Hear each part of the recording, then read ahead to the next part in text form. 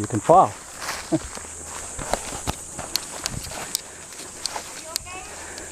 Yeah, it's difficult. It's slippery today.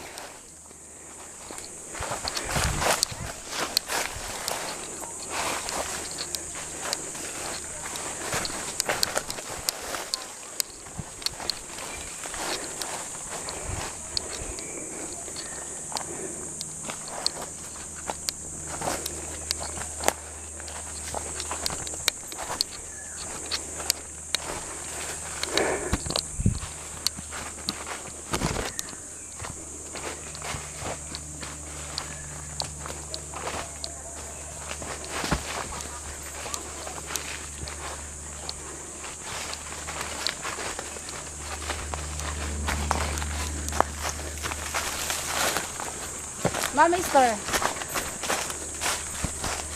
Where? Which, oh, Up? it's too difficult to come down. Oh, okay. So you can see there's a lot of trash along the coast coming out of this forest. A lot of trash everywhere.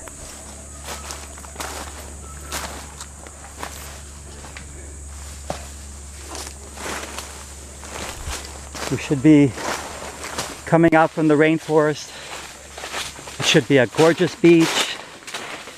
There's seagrasses here and some coral beyond. It's a beautiful place, but like so many places, it's just been contaminated with plastic in really bad shape.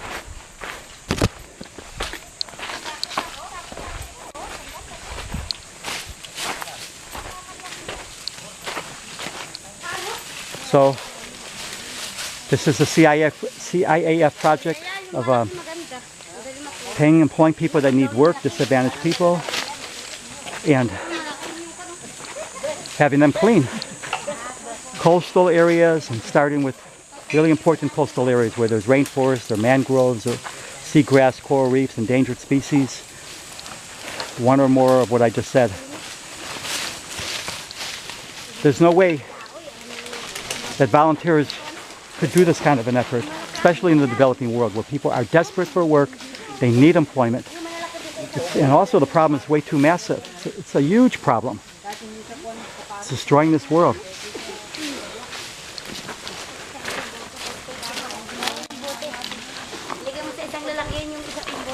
A motivated army of people that are employed do a far greater job of cleaning up plastic and removing trash from the coast than any technology or any volunteer effort can ever achieve. And this is the way of the future that has to go.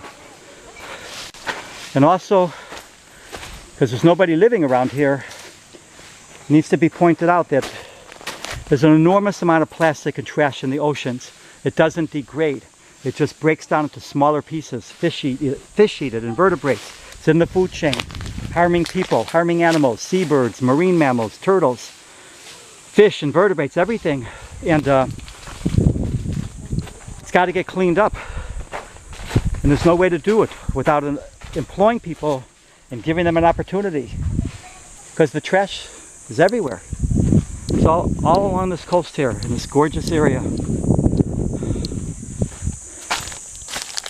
People need to change the use of plastics and non-recyclable plastics and single-use plastics, and how things are packaged, and how there's waste management in the developing world, which is the source of so much of the plastic contamination. And it's got to be addressed on many levels, but this important element is missing and has been missing, which is not relying on volunteers and not expecting technology to rescue us from this plastic contamination, but instead rely on an employed labor force of people that desperately need work, that are disadvantaged and want to work, are happy to work, and that's got to be the wave of the future. Because the fact is that in the ocean, there's so much trash and plastic, and like I said, it doesn't break down. It just goes into smaller pieces, comes back to the land, pollutes the coast, goes back from the coast when there's storms, But when there's storms, typhoons, hurricanes, things like that, it goes from, or in the rainy season, it goes from the land to the sea, from the sea back to the land. No one lives around here. So this is all coming from the sea. People didn't contaminate this area from the settlements right around here. This all came from the water. There's so much plastic. They're estimating soon there's going to be far more plastic. There probably is already way more plastic in the sea and the oceans than there is fish. But they're giving like a timetable for when that's going to actually be a fact. But what is known is there's trillions and trillions, even an enormous amount. I can't even conceive of the number. There's an enormous amount of broken microplastic particles, plastic fibers that are broken down, that are all over the coast, in the oceans, polluting the oceans, breaking down further, polluting the land.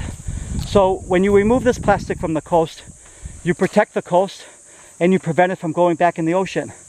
And even after this is cleaned, after the rainy season, after a typhoon, there's going to be more trash coming back, washed ashore from the ocean. But it's good then to continue to do this, because when you get it off the coast, you protect the coast, but you prevent it from also going back into the oceans, where all it's doing is killing marine life, entering the food system, the food chain, harming people, harming animals of all sorts. And no one even knows the long-term health effects. But it's known that this plastic contamination could be a hormone disruptor, increase cancer rates, really adversely affect the human body in so many different ways. Someone was telling me the other day how in the northern part of this country, in the Philippines, there was a whale that washed ashore with, I forgot what the number was, but a huge amount of plastic bags in the whale's stomach. So we know already that this is killing life, killing mammals, marine mammals, whales, dolphins. So much things, so many seabirds now have plastic contamination in their bodies. It's an out of control problem, and it needs to be seriously addressed. And unfortunately, that's not happening. A lot of talk, meetings, let's do more research, more studies, let's raise money for this group or that group to pretend to do something. But the concrete labor of actually going out and cleaning up this mess and paying people, no one seems to want to do it. We're doing it, this small organization. We want this to be the model. We don't take salaries. We don't profit from this personally. We're paying people to do this work, people that need work, disadvantaged people. But these massively funded organizations that have tons of money, they should be doing this. They should be using this model and making sure that it's expanded all over the world.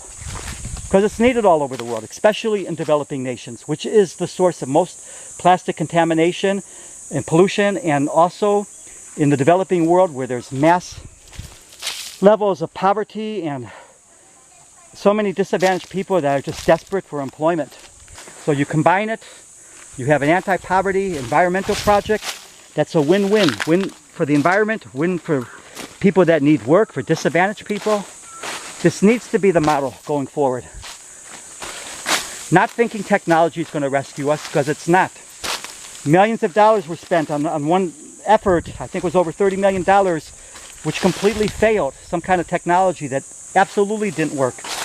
And all the volunteer efforts are meaningless in the developed world, because first, people need work. They're desperate for employment. There's no way you can consistently clean up messes like this relying on volunteers. That's trying to do this on the cheap. And that's what got us into this kind of trouble, because people wanted plastic to be the cheap solution for mankind, and all it's done is contaminating and destroying this planet. You can't do this on the cheap. You need employed people. You cannot rely on volunteers, especially in the developing countries, the source of most of the plastic and where people are desperate for employment. So this is our first day in this area, this beautiful coastal beach area in a lowland rainforest. And you can see the plastic and styrofoam and all this harmful trash. And all it does is break down into smaller pieces. If it's not removed, further contaminating the environment. I've seen firsthand small plastic bits get consumed by fish, and it's terrible. It's just a disaster. It's like, we know this is working its way up the food chain, poisoning invertebrates, fish, the whale that died with all that plastic in its body, and it's definitely harming human beings. And it's going to be a lot worse until people start taking this seriously, which unfortunately thus far has not been the case. A lot of talk and hardly any action. So I hope that this becomes an important element in the struggle against plastic contamination and the destruction of this planet, namely employing people, especially in the developing nations, to clean up this huge mess that humans have created. Employing people to clean coast from this plastic contamination. It's got to become an important part of the struggle, the war against destroying ourselves from plastic.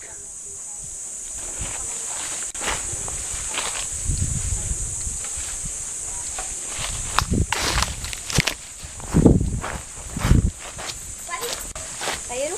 Ay, tayo no. Ano, pinagdata ng...